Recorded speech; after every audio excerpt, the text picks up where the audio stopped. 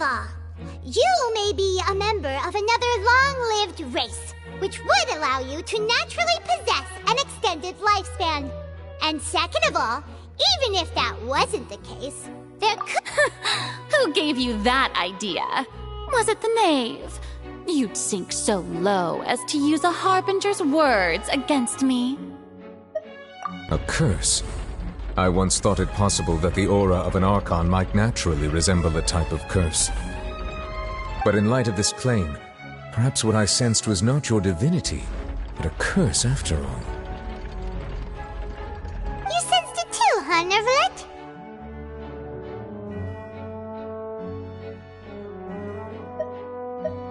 Lady Farina is actually a human? Well, it is true that it's extremely difficult to tell humans and gods apart just by looking at them.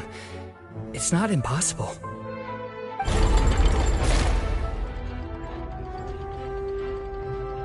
Well, don't start celebrating too early now. Even if I have been carrying a curse like you said, how does that prove that I am merely a human being? Besides, everyone knows that the main difference between a human and a god is the possession of authority. Gods can do what humans cannot. That's why they're worshipped as gods. For centuries, manifestations of my authority have served the nation of Fontaine. One need only to turn their eyes towards the Oratrice Mécanique d'Analyse Cardinal in this very opera house, or consider the endemnitium that is used in every aspect of life.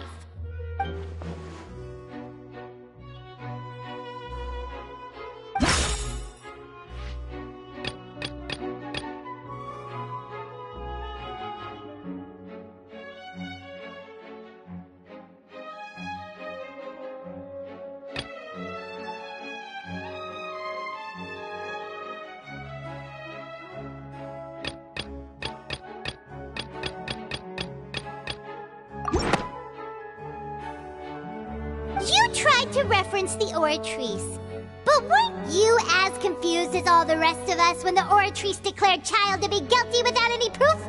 Otherwise, you should have come up with a good explanation for that by now. Didn't I make myself clear at the time? The decisions of the gods are naturally difficult for humans to comprehend. There is no need to provide an explanation. Lady Farina, I believe a reminder of your current circumstances is in order. While the court is in session, the principles of justice and the law must come before all else. While you are an Archon, you are also first and foremost the defendant in this trial.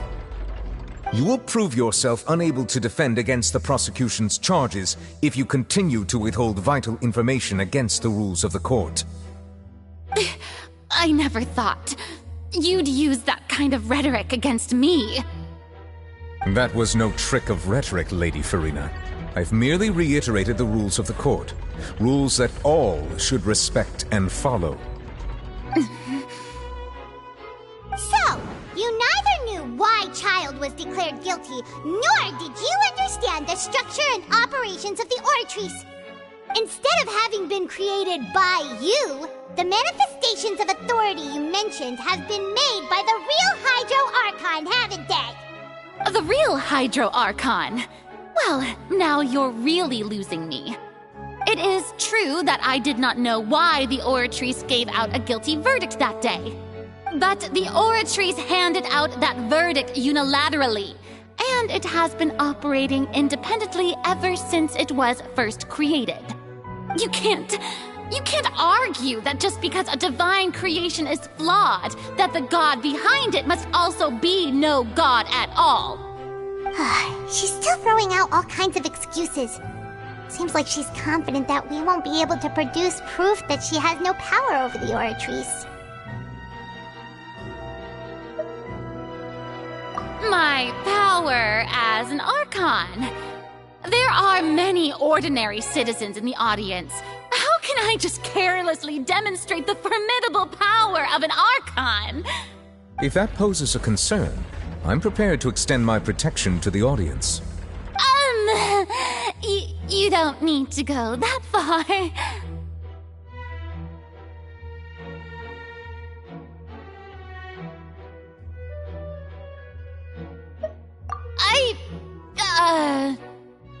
Aren't you the Hydro Archon? Or is it that you can't even wield the power of Hydro, much less the authority of a god? Indemnitium! Yes! It's all because of Indemnitium!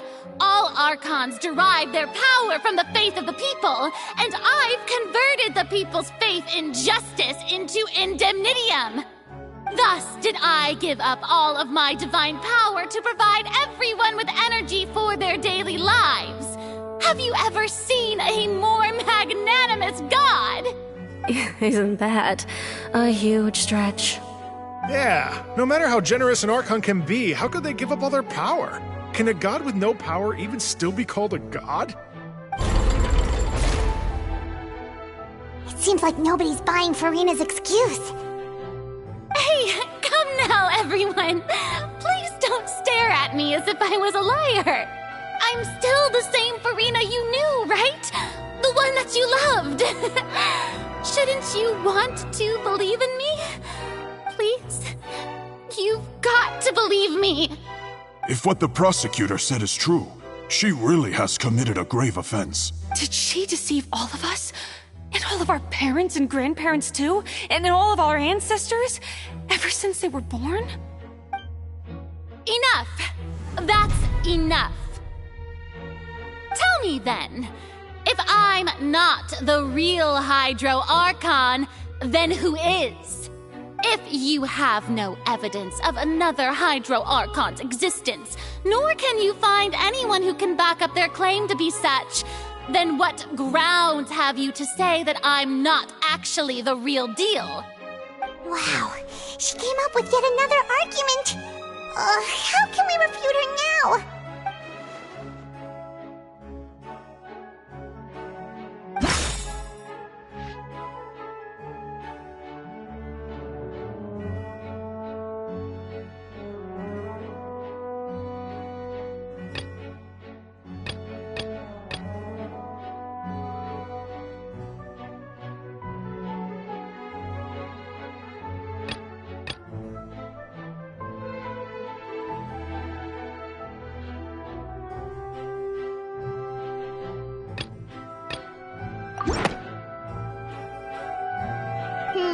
That doesn't sound right.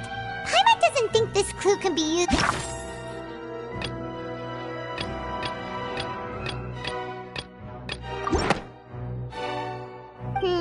That doesn't...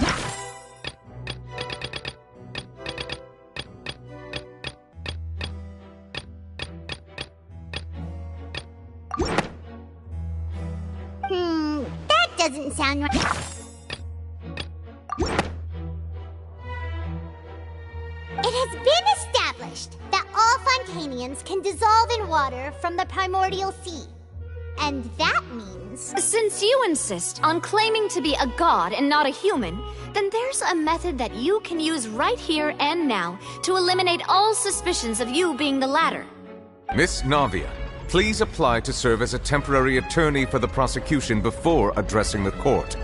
Though you act in partnership with the prosecutor, you must still adhere to proper procedure. Super sorry, Monsieur Chief Justice. I swear this really will be the last time that I'll speak out of turn. Now, I've brought some seawater from Poisson. As everyone knows, a massive flood struck the area not long ago, taking many lives, including those of some of my closest friends. So, Miss Farina, would you dare to touch some of this seawater? If we are to believe that you are indeed the real Hydro Archon, touching the seawater would have no effect on you. But if you don't dare to touch it, then we would have basically proved the reverse. Oh, and I must remind you that after the disaster at Poisson, nobody wants to see any more people dissolve. I do hope you'll act prudently and choose the simpler path of admitting guilt. Navia from the Spina di Rasula. The Spina has governed Poisson for many years. I guess her suggestion is valid. If Lady Farina is indeed just a human, she's probably Fontanian like all the rest of us. Would she really dare to try?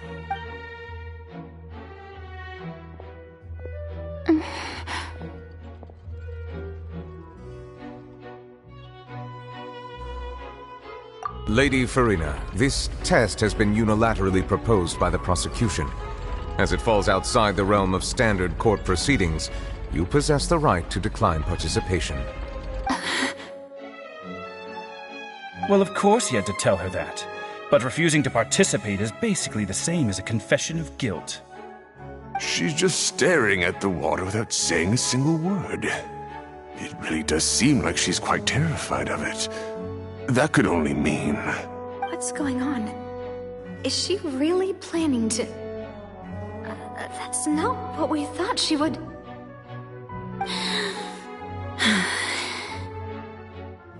Due to the inherent risk of the test, Lady Farina, you may...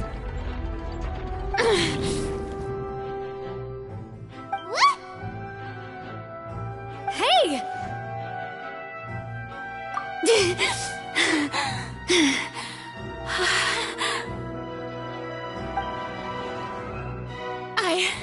I'm fine! Look at me, everyone! My hand is still here! I haven't been dissolved! Will you believe me now? I really am your Archon! I'm nothing like a normal human who would fall apart as soon as they touch this water! Really? Was this not the most obvious thing in the world? Miss Siegewin? If you're present, Miss Siegewin, please come forward and attend to the defendant. Siegewin? Don't be nervous. It'll just take a few seconds. Let me see. That should be enough. Please announce the results of your evaluation to the court, Miss Siegewin.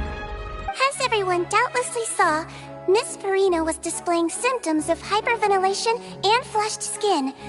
These indicate that she was experiencing the adverse effects of exposure to primordial seawater. The extent to which she was affected is the same as other humans when exposed to primordial seawater of a similar concentration. Thank you, Miss Siegewin. Lady Farina, you may return to the defendant's stand. Oh, wait. What did she just say? I didn't get dissolved! Shouldn't that be enough to prove my innocence? Well, considering your tendency to run from your problems, we did originally prepare a direct sample of the seawater around Poisson.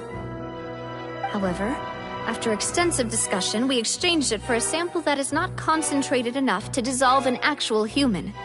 After all, on the off chance that something entirely unexpected might occur, we don't want anyone else to lose their life to the sea. Yeah, so out of regard for Farina's life, you secured a low-concentration sample and asked the head nurse to serve as an expert witness. It's a great thing that the direct sample wasn't actually used. Farina could have... I can't believe... You...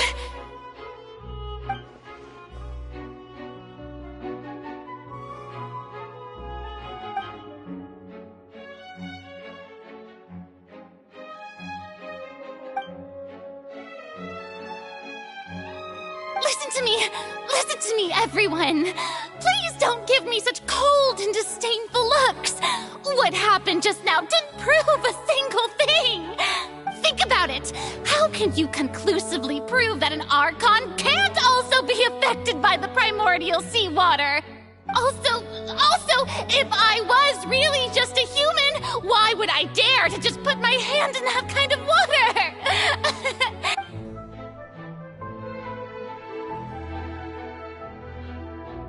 Please, anyone, just listen to me! I swear, I really am your Archon!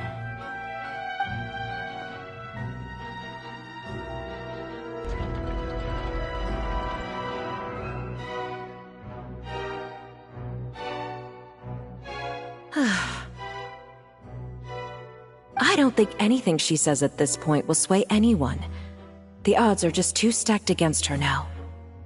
With all the things that have been said, Paimon doesn't think there's any way left for Farina to win. I believe the time for arguments and presentation of evidence has come to an end. If there are no objections, we will move on to the final judgment.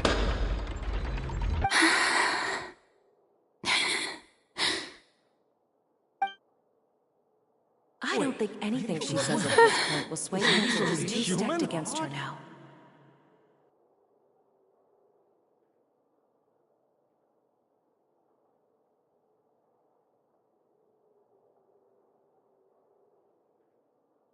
In my capacity as Chief Justice, I shall now render judgment on Farina's misrepresentation of herself as the Archon of Fontaine. As a human who knowingly deceived her fellow citizens, Farina is guilty.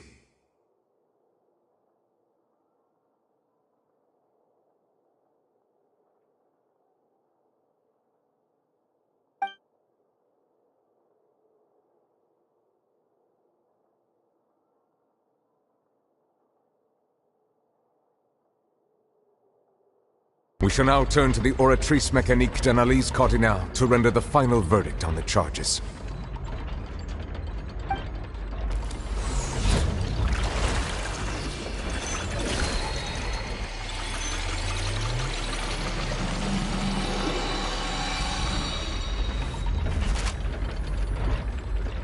According to the judgment of the Oratrice Mécanique d'Analyse Cardinale, Farina is...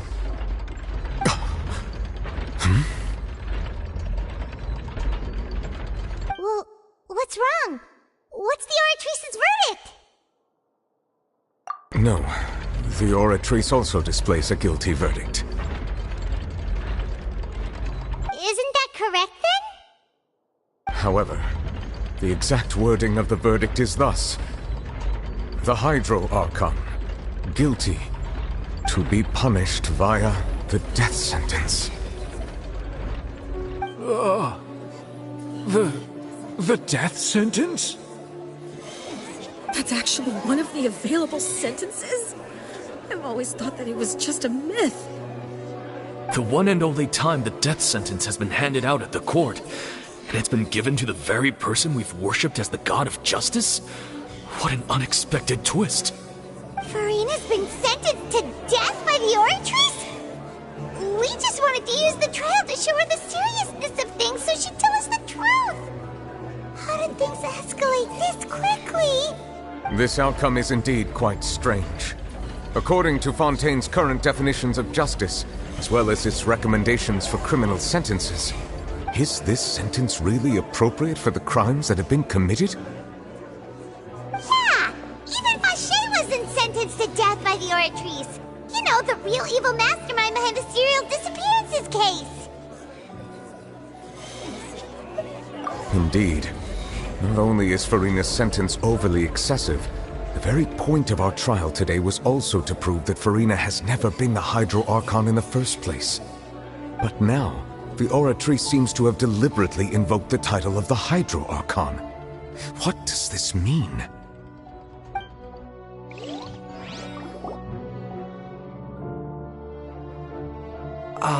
Excuse me, if I may interrupt. Is the trial still going? Fremine! You finally made it. I assume this means you've completed your mission? Mm-hmm. Any mission Father assigns to me will always be top priority.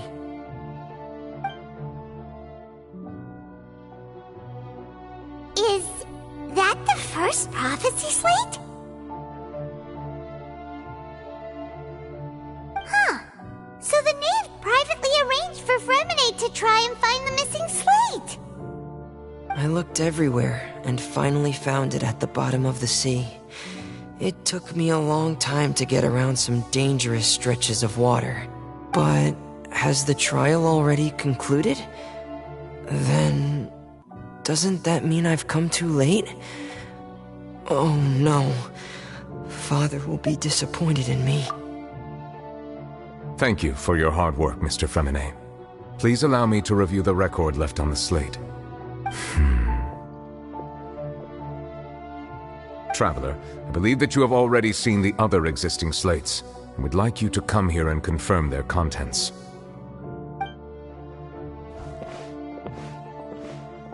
Huh? So what do you see? What is it?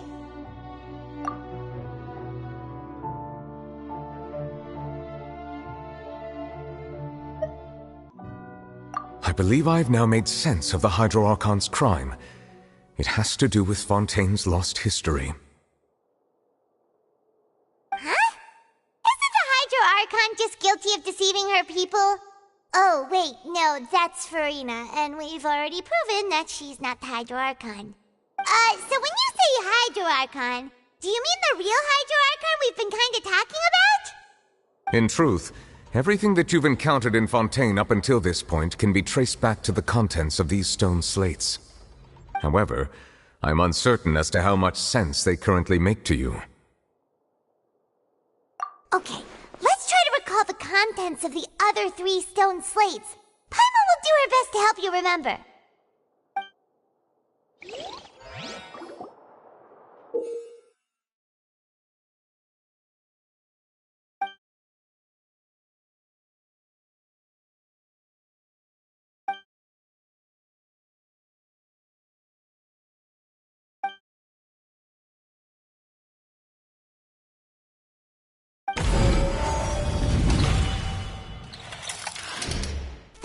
Stone slate describes what you just said. It seems to show the previous Hydro Archon using her divine power, and then the Oceanids turn into humans. Does that mean that Fontainians are transformed Oceanids? Oh, Paimon wasn't expecting that. But if Oceanids can turn into humans, then perhaps the second stone slate shows Celestia floating in the sky, and the Hydro Archon and her people worshipping it together. But the heavens still brought judgment down upon them. This must be the point when the Hydro Archon and the Fontainians were branded with their original sin. Does this mean that the original sin and the Hydro Archon sin are the same thing? The third slate shows the Hydro Archon sinking into the sea surrounded by many people. That reminds Paimon, didn't we also watch that happen to someone else? Well, the fourth slate is the prophecy the Fontainians have been talking about. People dissolving into the sea, the Hydro Archon crying on her throne, and so on. We didn't believe that such a crazy disaster could happen at first, did we? But after that incident, it was just a question of when and not...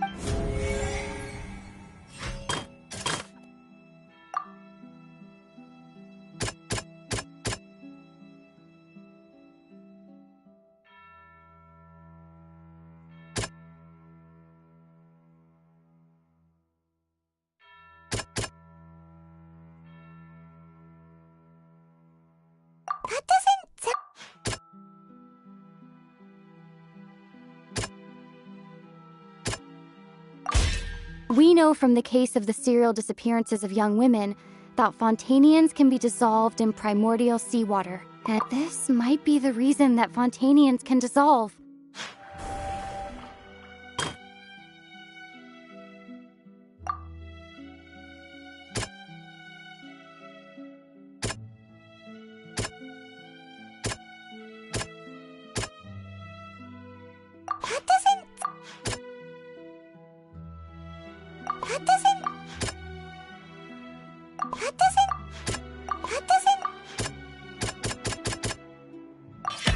Perhaps what is about to take place has all happened before. The true sin of the Hydro Archon that Nervilette mentioned, and the original sin cast down on the people of Fontaine by Celestia, as recorded on the stone slates.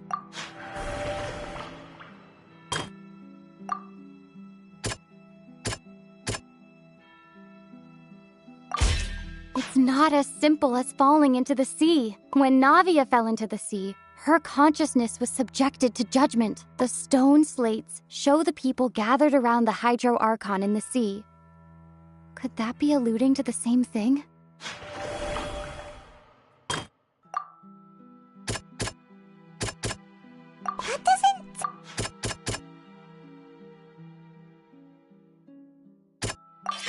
The prophecy from the stone slates found its way into society. But not many people believed it at first. If we hadn't dealt with it in time, things could have gone very badly. They'll dissolve into the primordial sea but won't cease to exist. Their essence will flow in the seawater, converge, and take the form of an Oceanid. The Hydro Archon was sentenced to death in court, shocking everyone present. Perhaps this means that her sin was actually Fontaine's original sin. Navia fell into the water inside those ruins, and she nearly dissolved. She was surrounded by the people of Poisson in a court within her consciousness, and was forced to take part in a trial meant to make her stay. The eruption of the primordial sea at the fortress of Meripede was the surest sign that the prophecy was about to come to pass no matter what. The prophecy's contents can all be verified by recent events. If we combine what we know together, loads of truth should come to light.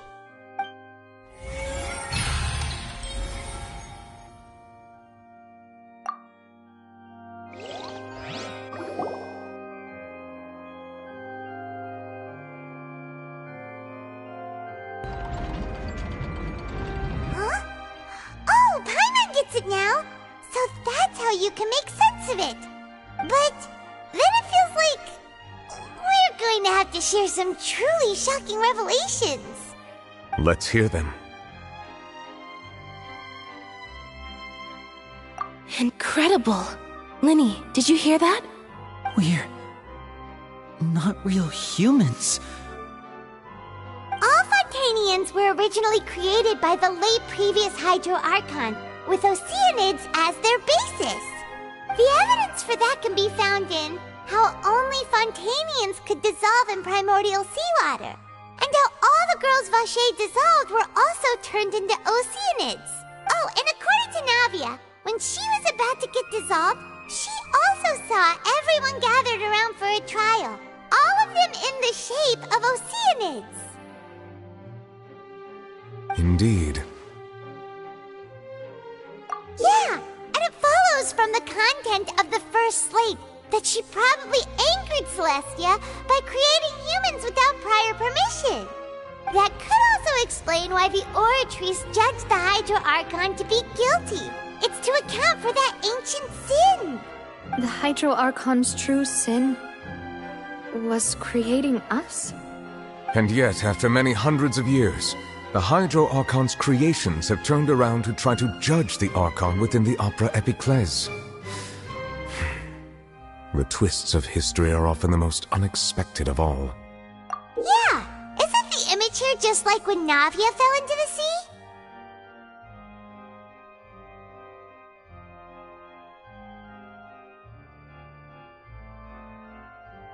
So wouldn't it be trying to show the image of the Hydro Archon also falling into the sea once the prophecy has been fulfilled in the fourth slate?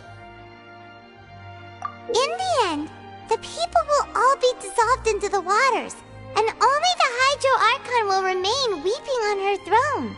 Only then will the sins of the people of Fontaine be washed away. Did Paimon get all that right? You've made some keen deductions. I must say, given how much you still don't know, it is impressive that you've already managed to connect so many pieces of the truth. However, while you were able to decode all the information on the slates, they've also been etched with an additional layer of hidden information using a different power source. When we were at the ruins, I tried to decipher the hidden information recorded in the slates. But since we only had 3 slates at the time, I was unable to come to a full conclusion. Now that the slate collection is complete, I shall make another attempt to decipher the narrative recorded within. If everything goes well, we should finally be informed of the unadulterated truth.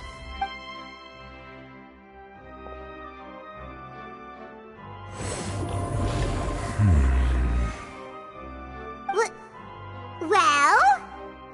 Did you get it? I believe I should share this truth not only with you, but with all the people of Fontaine as well. I will try to briefly summarize it for you. Your hypotheses regarding the origin of Fontanians and the sin of the Hydro Archon were both correct. In the Fontaine of old, the previous Hydro Archon sensed the yearning of her Oceanid familiars for life on land.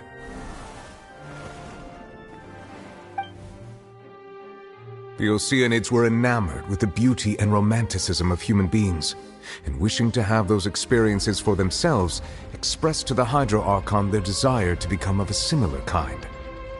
However, Even though water as an element is intricately linked with the power of life, the Hydro Archon, as one of the seven, did not possess the authority to create a new form of human life.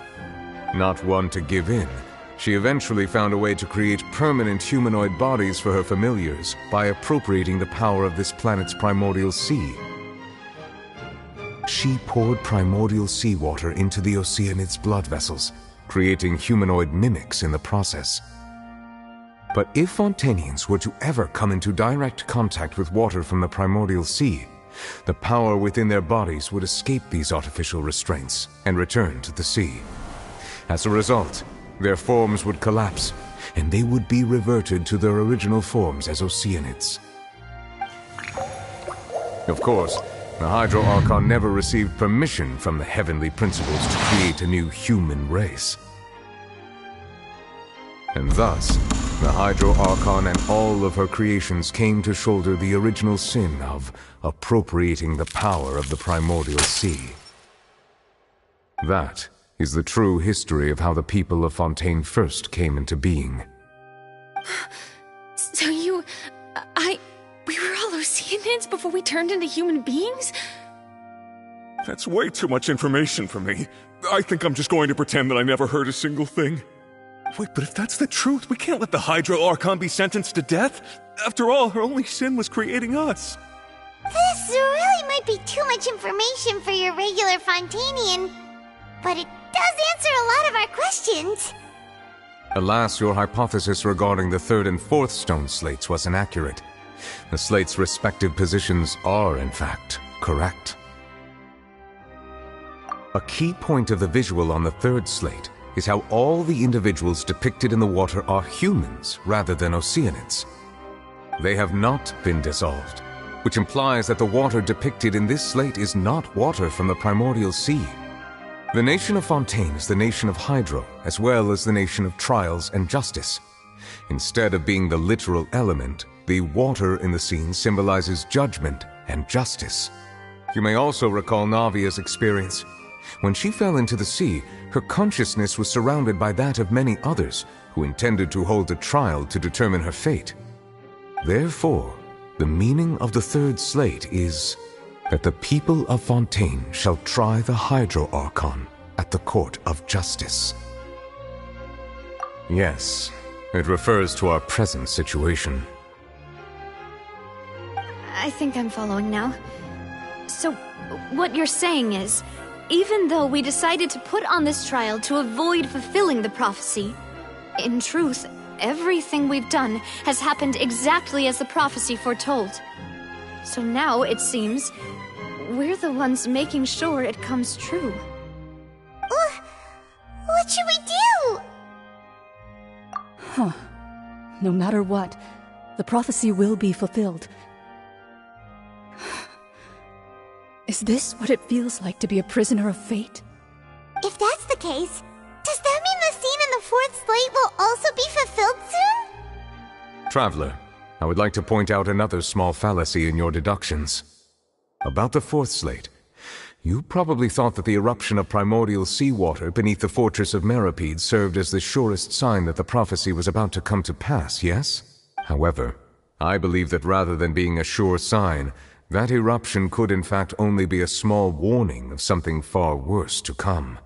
As for the root cause of the catastrophe, I believe you've already encountered it once before.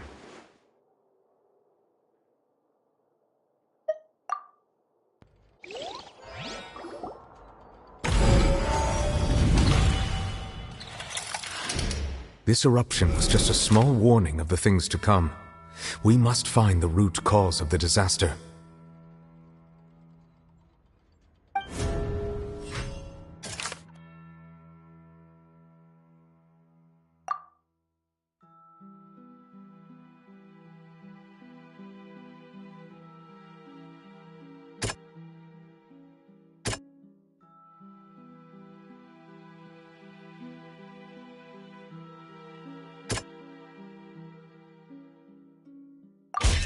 It was both dream and reality.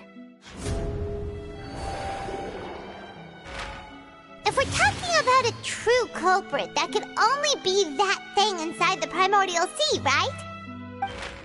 The truth, the original sin, the trial, and the root cause of the disaster.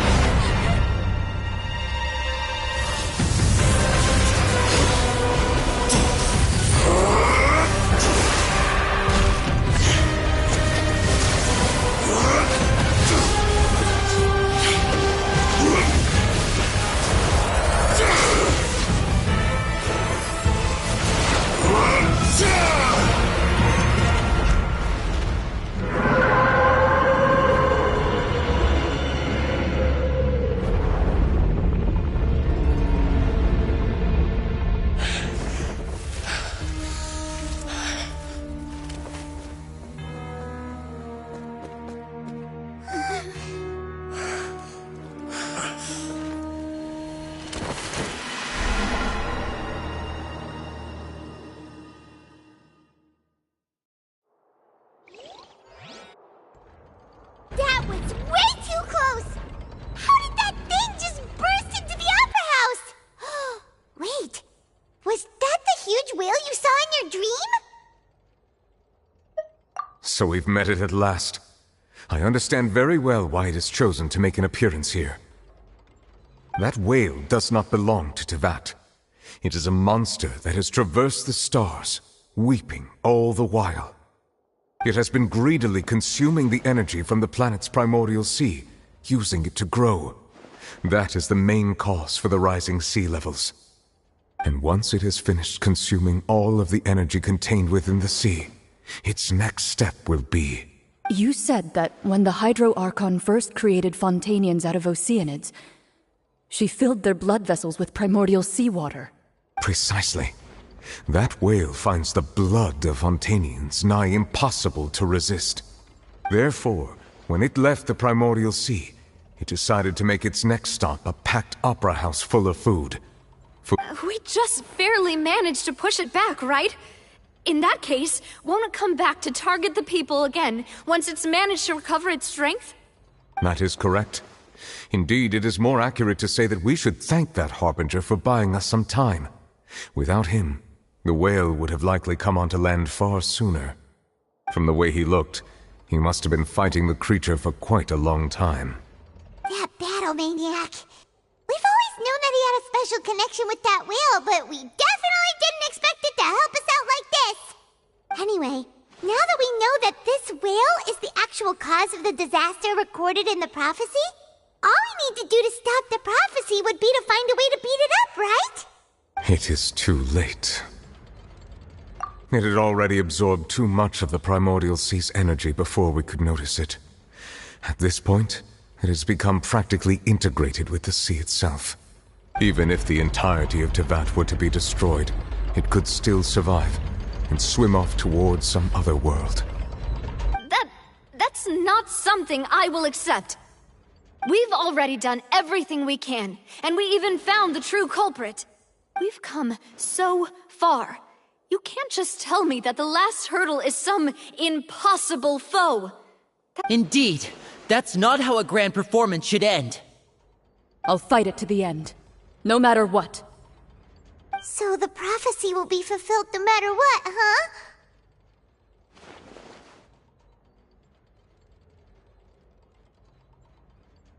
The prophecy.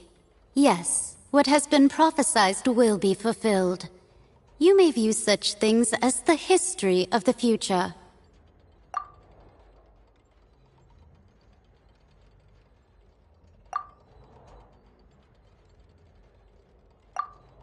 Just as prophecies are usually only the future as seen from the perspectives of the gods, could things be happening in hidden corners where the gods' gaze does not fall? Ultimately, fate shall serve as your only guide, no matter what will happen in Tevat's future.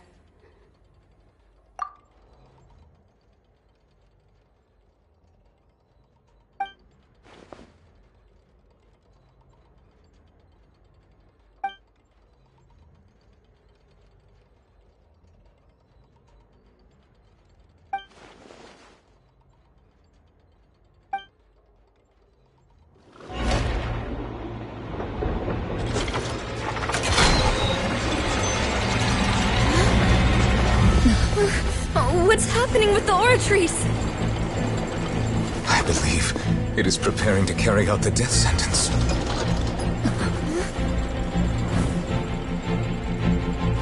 Farina!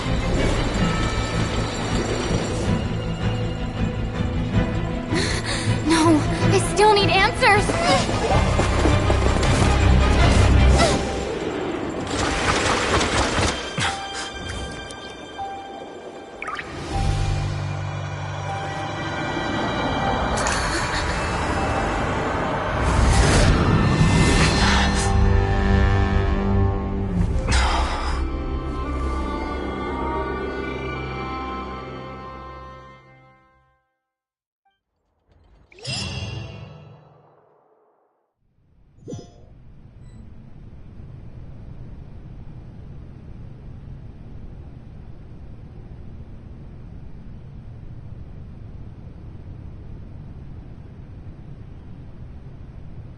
You...